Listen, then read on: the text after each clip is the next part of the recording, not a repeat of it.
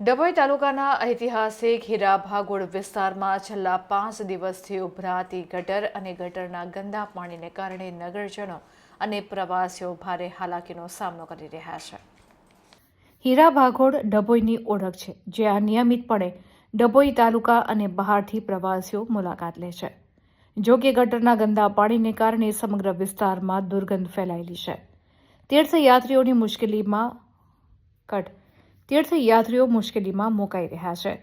ગઢ ભવાની માતાના મંદિરે દર્શન કરવા આવતા શ્રદ્ધાળુઓ તેમજ કબ્રસ્તાન અને દરગાહ ખાતે જતા લોકોને પણ આ ગંદા અને જોખમી પાણીમાંથી ચાલીને જવું પડે છે। પ્રવાસીઓની નારાજગી સાથે ઐતિહાસિક ભાગોળની મુલાકાત લે છે ત્યારે તેમને સૌંદર્યને બદલે ગંદકી અને રોગચાળાનું આમંત્રણ આપતા પાણીના ખાબોચિયા જોવા મળે છે, જે શહેરની છબીને ખરાબ કરી રહ્યું છે। સ્વચ્છતા અભિયાન માત્ર કાગળ પર જ હોય તેમ લાગે છે।